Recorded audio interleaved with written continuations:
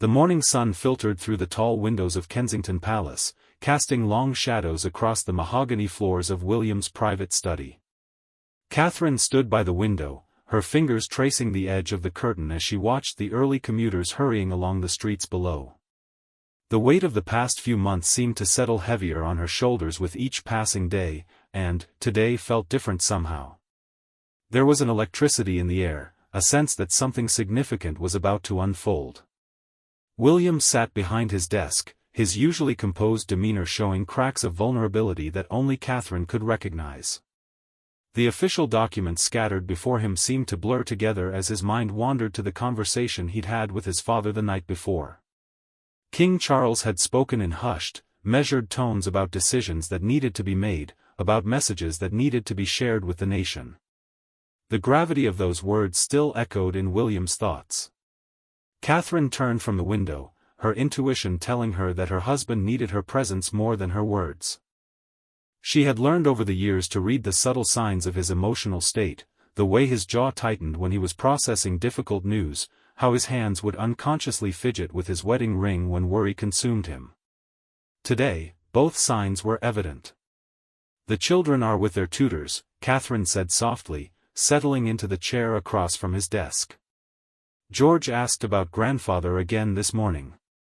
He's becoming more aware of things, isn't he?" William looked up from the papers, his blue eyes reflecting a mixture of paternal concern and the burden of royal duty. Their eldest son had indeed begun asking more pointed questions about why grandfather had been absent from recent family gatherings, why the adults spoke in whispers when they thought the children weren't listening. The innocence of childhood was gradually giving way to the harsh realities that came with being born into the royal family. "He's growing up," William replied, his voice carrying the weight of someone who understood all too well the complexities of royal life from a young age. "Sometimes I wonder if we're protecting them enough, or if we're just delaying the inevitable." Catherine reached across the desk and placed her hand over his. The warmth of her touch seemed to ground him, bringing his scattered thoughts back to the present moment. She had always been his anchor, the steady presence that kept him centered when the demands of royal life threatened to overwhelm him. In moments like these, the titles and ceremonies faded away, leaving just a husband and wife facing life's challenges together. "Your father wants to address the nation today," William continued, his voice barely above a whisper. "He's been working on the speech for weeks now, choosing every word carefully. He knows how much this will impact everyone, the family, the Commonwealth, the people who look to the monarchy for stability." Catherine nodded, understanding the magnitude of what lay ahead. She had witnessed firsthand the meticulous care with which royal communications were crafted, especially those dealing with personal matters that would inevitably become public concern. The balance between transparency and privacy was a delicate one, made more challenging when health concerns entered the equation. The sound of footsteps in the hallway interrupted their quiet conversation. William's private secretary appeared at the doorway, his expression apologetic but urgent. "Your Royal Highness, His Majesty has requested your presence at Buckingham Palace. The final preparations for this afternoon's address are underway." William stood slowly, the movement seeming to require more effort than usual. Catherine rose as well, instinctively moving to his side. She could feel the tension radiating from him, the internal struggle between his role as a son and his duties as the heir to the throne. These moments of dual identity were among the most challenging aspects of royal life, the constant navigation between personal emotions and public expectations. "I'll drive you," Catherine offered, though they both knew that protocol would likely require a more formal arrangement. Still, the gesture spoke to her desire to be present for him in whatever way possible during this difficult time. As they prepared to leave, Catherine caught sight of their family portrait on William's desk. The image captured a moment of pure joy, the five of them laughing during a summer holiday, free from the constraints of official duties. It served as a reminder of what they were fighting to preserve, the normalcy within abnormality, the family unit that existed beyond the public eye. The journey to Buckingham Palace passed in relative silence, both lost in their own thoughts about what the day would bring. Catherine watched the familiar London landmarks pass by, each one holding memories of their life together. The city had been witness to their courtship, their wedding, the births of their children, and, now this moment of uncertainty that would test the very foundations of their family's future. Upon arriving at the palace, they were immediately swept into the organized chaos that preceded any major royal announcement. Staff members moved with purposeful urgency, coordinating logistics, reviewing security measures, and ensuring that every detail met the exacting standards expected of such occasions. The atmosphere was charged with nervous energy, everyone aware that they were participating in a moment that would be remembered and analyzed for years to come. King Charles stood in his private sitting room, reviewing his speech one final time. Catherine observed him from across the room, noting how the past months had aged him beyond his years. The burden of the crown had always been visible in his bearing, but recent events had added a layer of fragility that spoke to his humanity beneath the monarch's facade. William approached his father with a mixture of formality and filial concern. Their relationship had evolved significantly over the years, shaped by tragedy, duty, and the gradual understanding that came with shared responsibility. In this moment, they were simply father and son, facing together a challenge that would require all their strength and unity. "The speech is powerful, Father," William said after reviewing the final draft. "It strikes the right balance between honesty and hope. People will appreciate your directness." Charles nodded, though his eyes betrayed the uncertainty that accompanied such vulnerable public revelations. "I keep thinking about your mother," he admitted quietly. "How she handled her own challenges with such grace and dignity. I hope I can do the same." The mention of Diana brought a moment of poignant silence to the room. Her legacy continued to influence how the family approached public service and personal adversity. Catherine felt the familiar pang of sadness for the mother-in-law she had never met but whose presence remained a guiding force in their lives. As the afternoon approached, the palace became a hub of activity. Media representatives gathered in designated areas, their equipment ready to capture and broadcast the king's message to millions around the world. The weight of global attention was palpable, a reminder of how personal struggles become public property when you wear the crown. Catherine found herself thinking about their own announcement earlier that year, the careful words they had chosen to share her own health journey with the public. The vulnerability required for such transparency was something she had never fully appreciated until experiencing it firsthand. Now, watching Charles prepare for a similar moment of openness, she felt a deep empathy for the courage such honesty demanded. The final hour before the address passed quickly, filled with last-minute adjustments and consultations. William remained close to his father, offering silent support through his presence. Catherine stood nearby, ready to provide whatever comfort or assistance might be needed.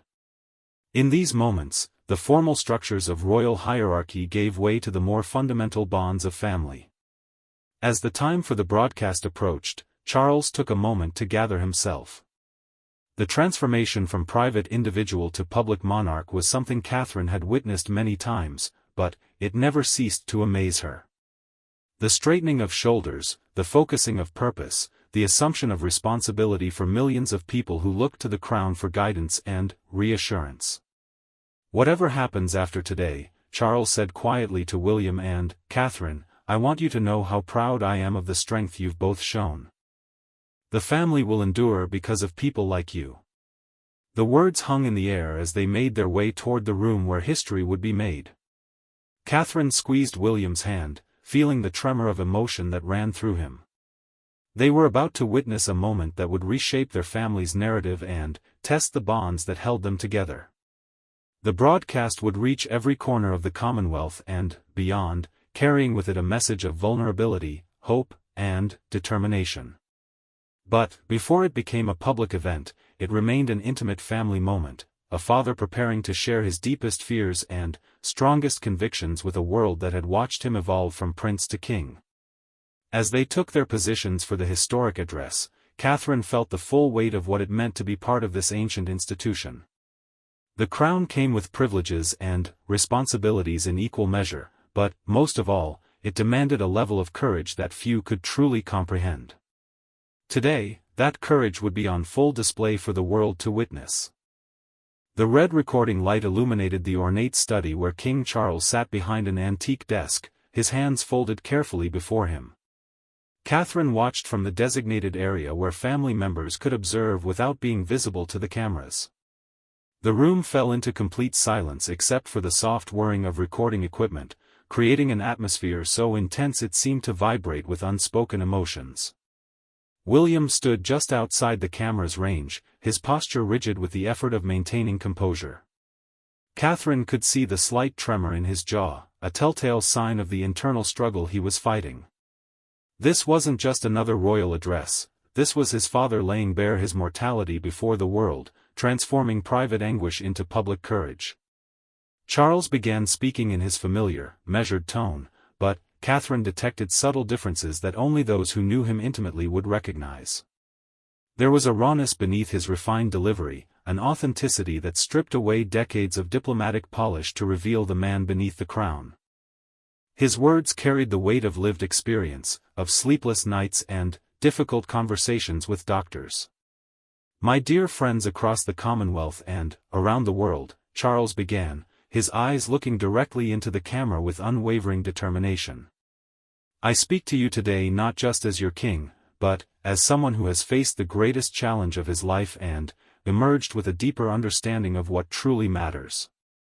Catherine felt her breath catch as she listened to the carefully chosen words that would soon ripple across continents. She thought of her own children, probably at that moment engaged in their afternoon lessons, blissfully unaware that their grandfather was sharing news that would forever change how the world perceived their family's strength and vulnerability. The king continued, his voice growing stronger as he found his rhythm. "Earlier this year, I received a diagnosis that no one ever wants to hear. Cancer. That single word has the power to stop time, to make the most powerful person feel utterly powerless. In those first moments, I faced the same fears, the same uncertainty, the same questions about the future that millions of people around the world confront every day." William's hand unconsciously moved to his chest, as if trying to contain the emotion that threatened to overwhelm him. Catherine wanted to reach out to him but knew that even the slightest movement might disturb this sacred moment. Instead, she offered her support through the intensity of her gaze, hoping he could feel her presence as a source of strength. The cameras continued rolling as Charles shared details about his treatment journey, the remarkable medical team that had guided him through the darkest months, and the unwavering support of his family. Catherine heard her own name mentioned, along with William's, and felt the profound responsibility that came with being part of this public narrative of survival and hope. "My daughter-in-law Catherine has shown extraordinary courage in facing her own health challenges this year," Charles said, his voice softening with paternal affection. "Watching her navigate this journey with such grace and dignity has been one of my greatest sources of inspiration. She has taught us all that vulnerability can be a form of strength, that sharing our struggles can lighten the burden not just for ourselves, but for countless others facing similar battles." Catherine felt tears threatening as she absorbed the unexpected tribute. Her own experience with cancer treatment had been intensely private, shared only with immediate family and the most trusted medical professionals. The decision to eventually make it public had been agonizing, weighing the family's right to privacy against the potential comfort her story might provide to others. Now, hearing Charles weave their parallel journeys into a tapestry of mutual support and shared resilience, she felt a profound sense of connection to something larger than herself. The king's speech continued, touching on the transformative nature of facing mortality. He spoke about priorities becoming clearer, about the preciousness of ordinary moments, about finding joy in simple pleasures that had previously been taken for granted. His words painted a picture of a man who had emerged from the shadow of serious illness with renewed purpose and deeper appreciation for life's gifts. "There were mornings when the treatment left me too weak to perform my duties," Charles admitted with characteristic honesty. "In those moments, I drew strength from the knowledge that this institution is bigger than any one person. My son William and his remarkable wife Catherine stepped forward to shoulder additional responsibilities, demonstrating the seamless continuity that has allowed the monarchy to serve the people for over 1,000 years. Catherine observed William's reaction to these words, seeing how his father's public acknowledgement of their increased role both honored and humbled him. The transition of responsibility had happened gradually, almost imperceptibly to outside observers, but, within the family, it represented a seismic shift in dynamics and expectations. As Charles moved toward the conclusion of his address, his tone shifted toward the future. He spoke about the treatments that continued to show positive results, about his determination to fulfill his duties as king for many years to come, and about the incredible advances in cancer research that offered hope to patients worldwide. His message balanced realism with optimism, acknowledging the ongoing nature of his health journey while projecting confidence in what lay ahead. "I have learned that courage is not the absence of fear, but the determination to continue serving others despite that fear," Charles declared, his voice carrying the full authority of his position. "Every day I wake up is a gift, and I intend to use that gift in service to the people who have shown me such unwavering support throughout this challenging time." The formal portion of the address concluded, but the cameras continued rolling as Charles took a moment to compose himself. Catherine could see the emotional toll that such vulnerability had taken, even as she admired the dignity with which he had shared his most private struggles with the world. As the recording equipment was switched off and the technical crew began their efficient breakdown of the setup, the room gradually returned to its normal state. But something fundamental had shifted. The king had just transformed his personal battle into a public testament to human resilience, and the reverberations of that moment would be felt far beyond the palace walls. William immediately moved to his father's side, the formal barriers of royal protocol temporarily dissolved in favor of more basic human connection. The embrace they shared was brief but profound, conveying years of complicated history, recent challenges, and mutual respect. Catherine watched this interaction with deep emotion, seeing in it the evolution of their relationship from the strained dynamics of earlier years to this moment of genuine intimacy. "You did beautifully, Father," William said quietly, his voice thick with emotion. "Mother would have been so proud of your courage today."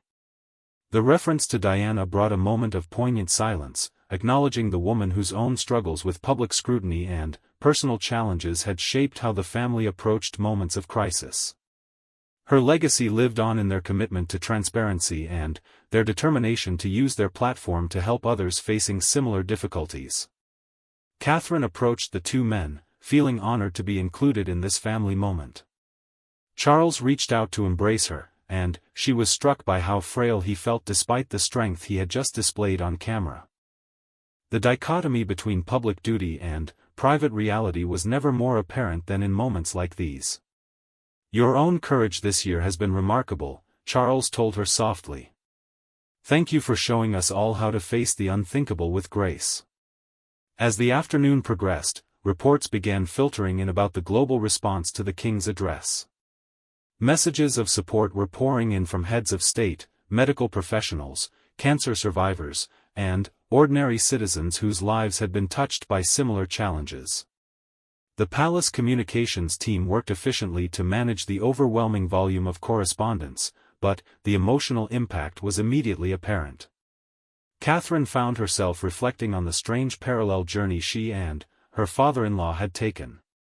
Two members of the same family, facing the same disease, supporting each other through treatments and uncertainty, while maintaining their public roles and responsibilities. The weight of representing hope for millions of people dealing with cancer diagnoses was both inspiring and overwhelming. Later that evening, as they returned to Kensington Palace, William and Catherine sat together in the quiet of their private sitting room. The children had been briefed about their grandfather's announcement in age-appropriate terms, their innocent questions and immediate acceptance serving as a reminder of childhood's remarkable capacity for resilience. "Do you think we did the right thing?" William asked suddenly, his voice carrying the weight of second-guessing that often followed major decisions. "Making it all so public, sharing such personal details?" Catherine considered the question carefully, thinking about her own journey toward public disclosure of her health challenges. "I think your father was right when he said that sharing our struggles can lighten the burden for others. We'll never know how many people found comfort in hearing that even kings and princesses face the same fears they do." The evening news broadcasts carried extensive coverage of the king's address, with medical experts explaining the significance of his openness about cancer treatment and mental health advocates praising the royal family's commitment to breaking down stigmas around serious illness. The story was being told and retold across every major media outlet, but at its heart remained a simple human truth, that love, support, and determination could help people endure even the darkest challenges. As Catherine prepared for bed that night, she thought about the layers of meaning embedded in the day's events. On one level, it had been a masterful piece of royal communication, carefully crafted to inform the public while maintaining appropriate dignity. On another level, it had been an intensely personal moment shared between family members who had learned to lean on each other during times of crisis. The future remained uncertain in many ways, but the foundation had been laid for whatever challenges might come. The royal family had demonstrated once again that their strength lay not in perfection but in their willingness to face adversity together, to support each other through difficult times, and to use their platform to offer hope to others facing similar struggles. The weeks following King Charles's powerful address brought an unprecedented outpouring of support that touched every corner of the Commonwealth and beyond. Catherine stood in the morning room of Kensington Palace, surrounded by carefully sorted piles of correspondence that represented just a fraction of the messages flooding in from around the world. Each letter, card, and email told its own story of connection, hope, and shared experience with cancer. William joined her, carrying a steaming cup of tea and wearing the expression of someone who had spent sleepless nights processing the magnitude of what had transpired. The response to his father's vulnerability had exceeded every expectation, transforming what could have been seen as a moment of weakness into a demonstration of the monarchy's profound relevance to ordinary people's lives. The Cancer Research Foundations are reporting unprecedented donations, William said, settling into the chair beside her. The Macmillan nurses say they've received thousands of calls from people seeking support who had previously been too proud or afraid to ask for help. Father's honesty has opened floodgates we never expected. Catherine picked up a letter from an elderly woman in Australia whose handwriting trembled with age but whose words blazed with determination. The woman described watching the king's address while recovering from her own cancer treatment, finding in his measured courage the strength to face another day of uncertainty. Stories like these had become familiar over the past weeks, each one a reminder of the ripple effect that authentic leadership could create.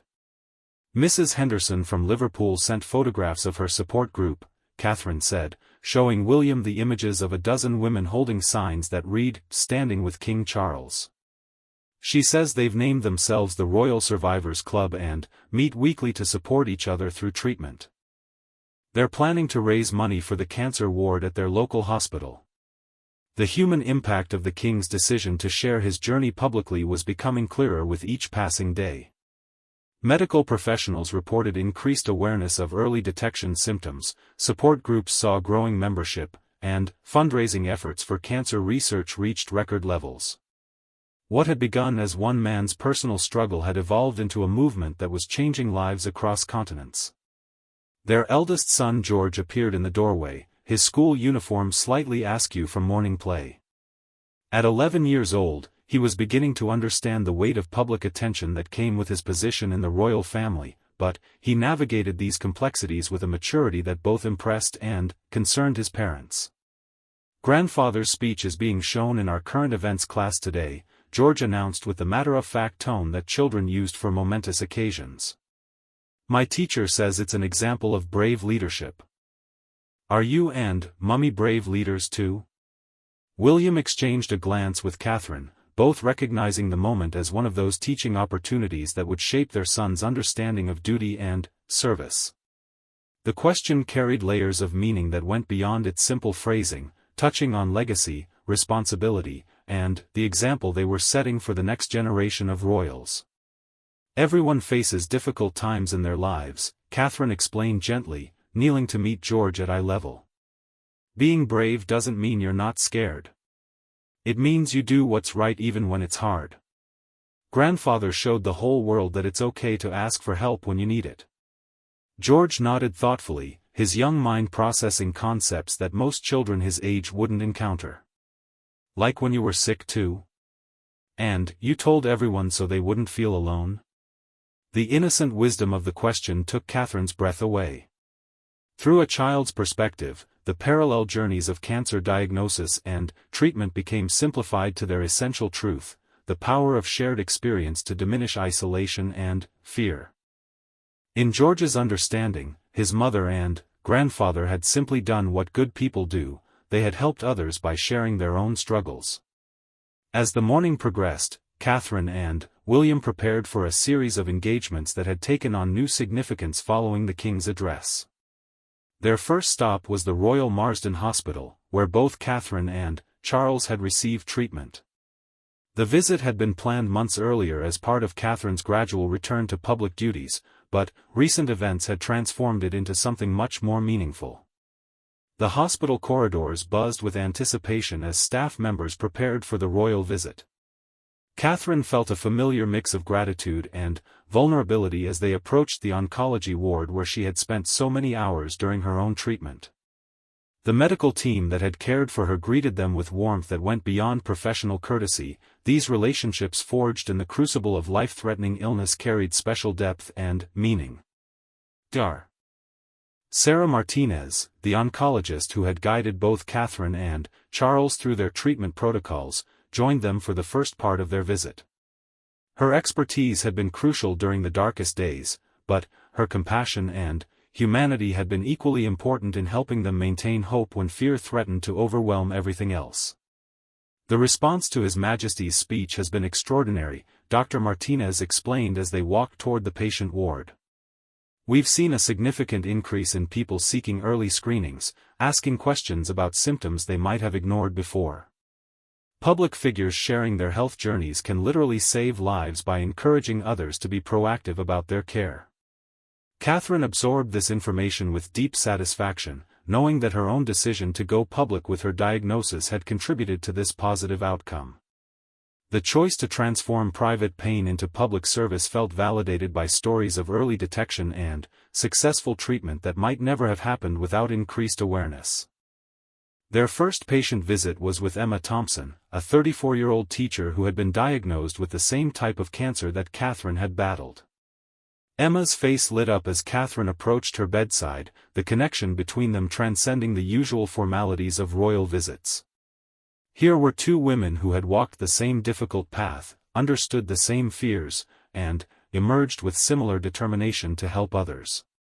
When I saw your announcement about your diagnosis, I finally got the courage to see my doctor about symptoms I'd been ignoring, Emma shared, her voice strong despite the physical weakness that cancer treatment inevitably brought. Catching it early made all the difference in my treatment options. You saved my life by sharing your story. The conversation continued for several minutes, with Catherine listening intently as Emma described her treatment journey, her family's response, and her hopes for the future. William observed this exchange with profound respect for his wife's ability to connect authentically with people facing similar challenges. The titles and protocols faded away, leaving just two human beings offering each other mutual support and understanding. Their next stop brought them to the children's oncology ward, where young patients and their families were dealing with challenges that seemed almost incomprehensible. Catherine had specifically requested this visit, feeling drawn to support families navigating the particular anguish of childhood cancer. The courage displayed by these young patients and their parents often left her feeling humbled and inspired in equal measure. 10-year-old James Rodriguez had been receiving treatment for leukemia for 6 months, his small frame bearing the physical marks of aggressive chemotherapy but his spirit remarkably intact. His mother Maria sat beside his bed, holding his hand while managing to project strength despite the obvious toll that months of medical uncertainty had taken on her. James wanted to make you a card, Maria explained, helping her son sit up straighter as Catherine approached. He's been working on it ever since we heard you were coming to visit. The handmade card featured a drawing of a castle with figures standing together under a rainbow. James's shaky handwriting conveyed a simple but powerful message: "Thank you for being brave and helping other people be brave too." Catherine felt tears threatening as she accepted this gift, struck by the wisdom and generosity of a child who was facing unimaginable challenges but still found ways to encourage others. "Your grandfather the king is fighting cancer too," Catherine told James gently. "He wanted you to know that you're one of his heroes for being so strong during your treatment." James's eyes widened with wonder at this connection to the king, but it was the recognition of shared experience that seemed to mean the most to him. In his young understanding, he and the king were both warriors in the same battle, supporting each other across the vast distances that typically separated ordinary citizens from royalty. The afternoon brought meetings with medical researchers who were working on breakthrough treatments and early detection methods. Catherine and William listened intently as scientists explained how increased public awareness and funding were accelerating research timelines and bringing hope to patients who might have had limited options just a few years earlier. Dr. Michael Chen, a research oncologist, presented data showing correlations between public health campaigns and survival rates.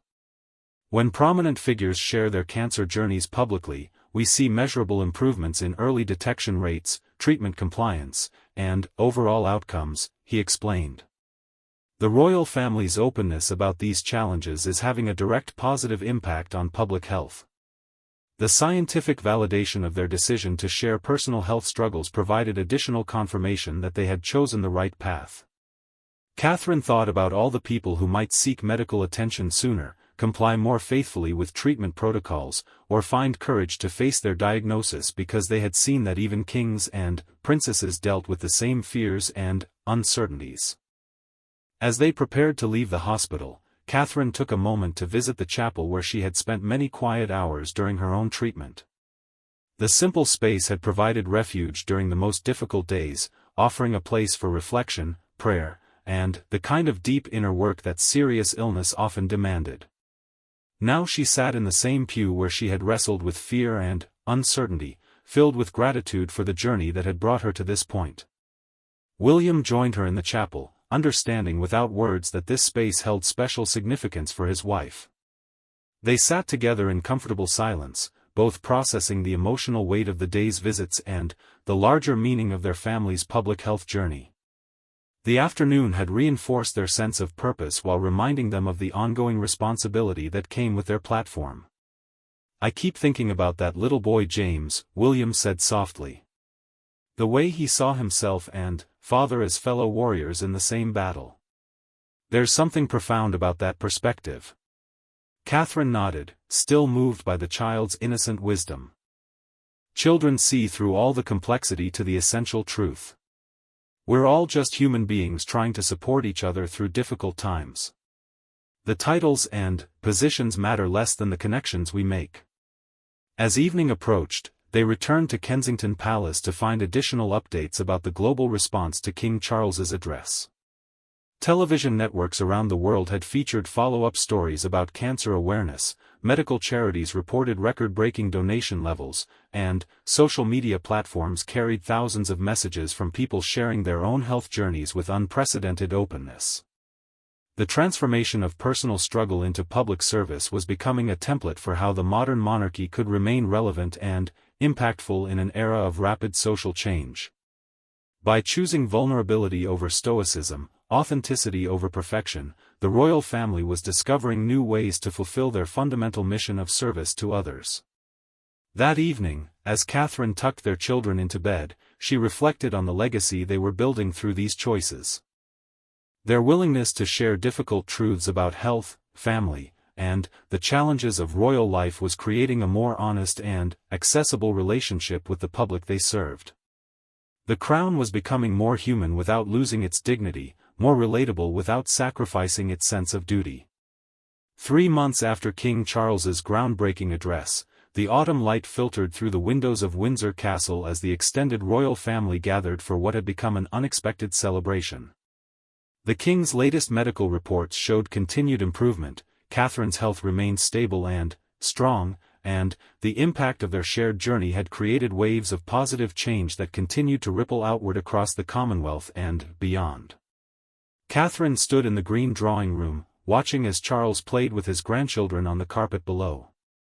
The sight of him on hands and knees, engaged in an elaborate game of castle building with George, Charlotte, and Louis, represented everything their family had fought to preserve during the darkest months of uncertainty.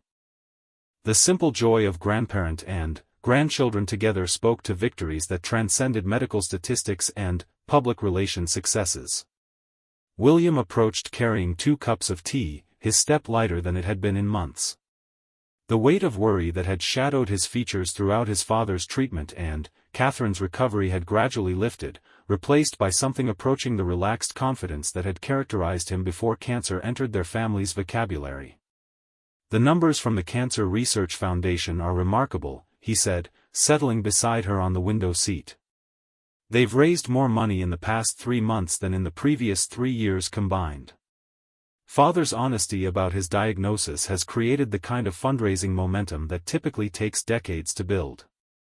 Catherine accepted the tea gratefully, still amazed by how something as simple as sharing the truth had created such far-reaching positive consequences. The decision to be open about their health challenges had felt overwhelming at the time, requiring them to balance family privacy against potential public good. Now, seeing the tangible results of increased cancer research funding, earlier detection rates, and improved support for patients and families, the choice felt completely vindicated. Dr. Martinez called yesterday, Catherine shared, watching Charles attempt to construct a bridge between 2 block towers under the enthusiastic direction of his granddaughter Charlotte. "The hospital has received funding for a new early detection program specifically because of increased public awareness following our announcements. She estimates it could save hundreds of lives over the next few years." The conversation was interrupted by young Louis, who had abandoned the castle project in favor of climbing onto his grandfather's back with the fearless enthusiasm that characterized all 3 royal children. Charles's laughter echoed through the room, a sound that had become precious during the months when treatment side effects had left him too exhausted for such energetic play. "Grandfather, tell us the story about the brave king again," Charlotte requested, settling cross-legged beside them with the expectant look that children reserved for favorite tales. Over the past months, Charles had developed a tradition of telling his grandchildren stories that wove together themes of courage, honesty, and helping others. The children were too young to fully grasp the adult complexity surrounding their family's health challenges, but they understood the essential message about facing difficulties with bravery and compassion. "Once upon a time," Charles began in his measured storytelling voice, "there was a king who discovered that being brave meant telling people when he needed help, not pretending to be strong when he felt scared." The story continued with familiar cadences that had become bedtime staples, but Catherine never tired of hearing how Charles transformed their real experiences into gentle lessons about resilience and community support. As the afternoon progressed, other family members arrived for what had evolved into a monthly gathering designed to maintain close connections despite busy schedules and public commitments. These informal family times had become even more precious following the health scares, serving as anchors of normalcy in lives that were increasingly defined by public service and royal duties. Princess Anne arrived with characteristic efficiency, immediately engaging the children in a discussion about horses that quickly became an impromptu lesson about animal care and responsibility. Her practical approach to royal duties had provided steady support throughout the family's challenging months, her presence offering reassurance that the institution would continue functioning regardless of individual health setbacks. Edward and Sophie joined them shortly after, bringing updates about their own charitable work and the ways that Charles's public address had influenced their approach to supporting causes related to health and wellness. The ripple effects of the king's honesty continued to create opportunities for positive change across all areas of royal engagement. The mental health charities are reporting significant increases in people seeking support, Sophie shared as they gathered for tea. There seems to be a greater willingness to discuss difficult topics openly, to admit vulnerability without shame. The royal family's transparency about health challenges has helped normalize conversations that were previously kept private. Catherine reflected on this observation with deep satisfaction. One of her primary hopes in deciding to share her cancer diagnosis publicly had been to reduce the stigma and isolation that often accompanied serious illness. The evidence that their openness was encouraging others to seek help and support validated the difficult choice to make their private struggles part of the public record. The evening brought a special surprise that none of them had anticipated. A video call had been arranged with representatives from cancer support groups across the Commonwealth, allowing the family to hear directly from some of the people who had been impacted by their decisions to share their health journeys publicly. Margaret Walsh from Canada spoke first, her voice strong despite the evident emotion behind her words. "I was diagnosed 2 weeks after watching His Majesty's address," she explained. "I had been ignoring symptoms for months, too afraid to face what they might mean. His courage in speaking openly about his diagnosis gave me the strength to finally see my doctor. They caught my cancer early, and my prognosis is excellent." Similar stories followed from Australia, New Zealand, and various countries across Africa and the Caribbean. Each testimony represented a life potentially saved or significantly improved because the royal family had chosen vulnerability over privacy, authenticity over image management. The weight of this responsibility was humbling, but the evidence of positive impact provided powerful motivation for continued openness about their experiences. A particularly moving contribution came from Dr. Fatima Okafor, an oncologist working in Nigeria who described how the royal family's health advocacy had influenced government health policy in her country. "When people see that even kings and princesses face the same diseases they do, it reduces shame and increases willingness to seek treatment," she explained. "Your family's honesty has had diplomatic and medical implications that extend far beyond individual patients." After the video call ended, the family spent time discussing the international scope of impact they had witnessed. The decision to share personal health struggles had transcended cultural and geographic boundaries, creating connections with people they would never meet but whose lives had been touched by their willingness to be vulnerable in public. Charles appeared particularly moved by the evening's conversations, his eyes bright with unshed tears as he processed the magnitude of what had been accomplished. "I never imagined that speaking honestly about my fears and challenges would create this kind of positive change," he admitted quietly. "It reinforces my belief that authentic leadership requires us to share not just our strengths, but also our struggles." As the evening wound down and family members began preparing to return to their various homes, Catherine found herself alone with William in the castle's private garden. The autumn air was crisp but not uncomfortable, and the lights from the castle windows created a warm glow that made the familiar surroundings feel especially peaceful. "Do you ever wonder what would have happened if we had made different choices?" William asked, his arm around her shoulders as they walked slowly along the path they had traveled countless times during their courtship and marriage. "If we had kept everything private, handled our health challenges the traditional way?" Catherine considered the question carefully, thinking about all the people who had reached out to share their stories of inspired courage and earlier medical intervention. "I think we would always have wondered if we could have done more to help other people facing similar challenges," she replied. The traditional approach of royal privacy made sense in a different era, but our generation has the opportunity to use our platform in new ways. They paused beside the rose garden where they had been photographed during their engagement announcement years earlier. The flowers were past their peak bloom, but the garden retained its essential beauty and the memories it held of happier, simpler times.